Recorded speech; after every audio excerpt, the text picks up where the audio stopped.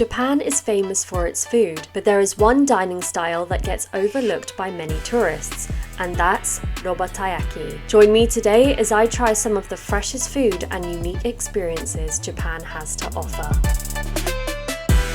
Hello and welcome to Tippsy. My name is Sky and I will be your guide today as we head into Robota in Shinjuku. So this is a robatayaki restaurant which I've never actually tried before. So it's a really unique way of eating some amazing food here in Japan, and I'm so excited to share this experience with you. If you like videos like this, you should think about giving us a subscribe, and let's check this out. So we're in the restaurant now and it's got a very traditional vibe. So immediately, as soon as you come down the stairs, before you enter, you have to take your shoes off, which is very traditionally Japanese. But also just the decor in here and the atmosphere, from the traditional Japanese music to the fact that everything seems to be made of wood, and the way that the staff are dressed as well. It's very traditionally Japanese. One of the great things about this restaurant is their large sake menu. So you have quite a selection here. They also have a flight option as well, and even the owner's personal recommendations. So if you love sake, this is a good restaurant. So we ordered a sake flight, and this first one here is from Yamagata Prefecture, and it's called Yonezuru Cheerful, and it's usu nigori, which means it's not completely nigori, and you can tell it's not totally cloudy, it's just a little bit cloudy, and I'm super excited to try this. Kanpai.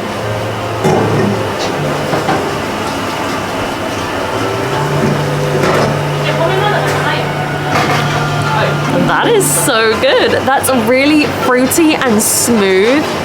Okay, that's really easy to drink, which, as you know, is a dangerous thing for sake to be. I'm gonna have some more.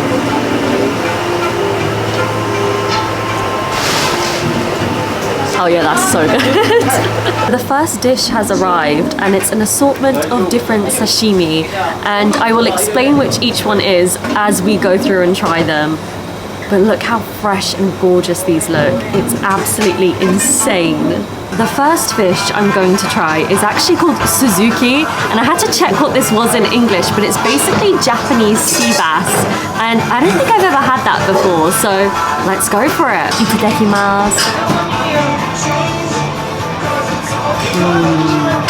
That's so fresh, it just dissolves on your tongue. I think I chewed it maybe twice, not even that. Perfect. The next thing I'm going to eat is a Japanese classic, and that is tuna sashimi.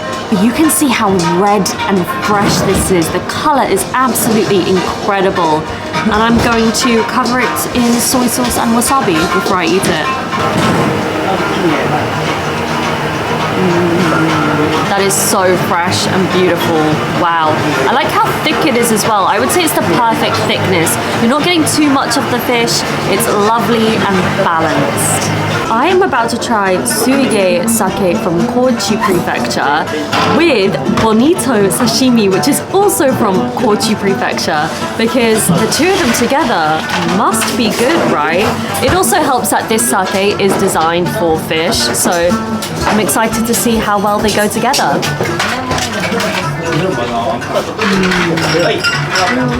Kanpai. Such a beautiful glass. That's a good combination, definitely. This is quite a rich sake, which is interesting. I didn't expect a rich sake to go so well with fish, but it does. It's an absolutely amazing combination. Oh. This sake here, suige, you can actually get it from Tippsy. So if you are looking for the perfect sake to pair with fish, head over to Tippsy and we have got you covered. This is aubergine from Kumamoto Prefecture, and you could actually see it prepared in front of you from start to finish. And the best part about robatayaki is they hand it to you on this big wooden paddle, which is so interesting and so unique. But this looks delicious. You can see the bonito flakes just dancing on it. Let's try the aubergine.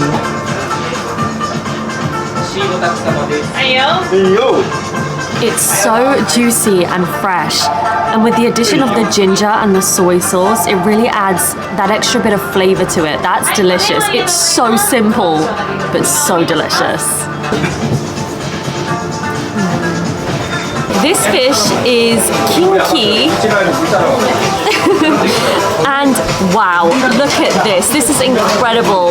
I can't think of any other place where you could enjoy fish so fresh that it looks like this, and it smells amazing as well. Just the smell of it is making my mouth water.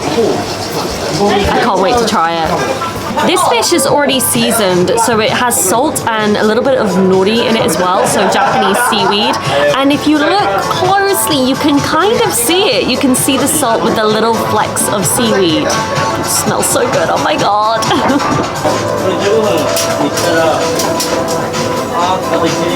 Oh my gosh, it's kind of buttery.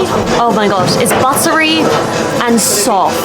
It's not got an overwhelming fishy flavor either. So if you don't like the strong flavor of white fish, this is a good choice. Let's try it with some sake. Oh yeah, this definitely is the perfect sake for fish. So when I said this fish was buttery, I mean, it doesn't flake like white fish does. If you've ever had fresh white fish, you can tell that it's fresh by the way it kind of flakes and falls apart. This one doesn't. It has a very unique texture, but it is so, so lovely and fresh. This restaurant has absolutely everything because our next dish is Wagyu beef, and you have 3 different choices of how to season it. So you have salt, wasabi, and my personal favorite right here, which is yama wasabi, literally mountain wasabi. And if you've never had it before, I highly recommend it. I have the beef with a little bit of yama wasabi. Here we go.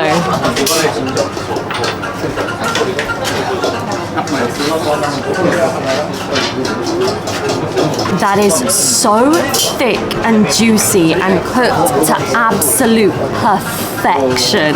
That is insanely good. If you love meat, I don't think you can die before trying this. Impossible. You have to try this. It's incredible. It's life-changing. So most people think that sake goes well with very light dishes and very traditional dishes like Japanese seafood. But sake kind of works in a similar way to wine in the sense that there is also rich sake that works really well with meat and cheese in the same way that red wine is usually considered richer and works well with meat and cheese. It's the same with Japanese sake. So I have some warm sake here called Shinchichira from Gunma Prefecture, and it's meant to work perfectly with meat. Good thing we have that Wagyu beef here to try it with. So let's do it. Kanpai.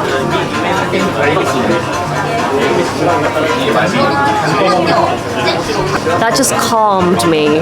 Instantly calmed me. So yeah, this is definitely a more rich sake, so I can see why it goes perfectly with meat.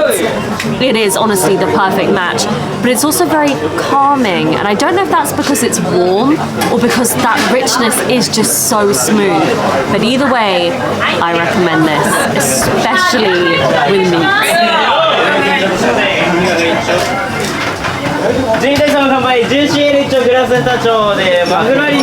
That's the end of our time here today. What a wonderful and unique experience I had here.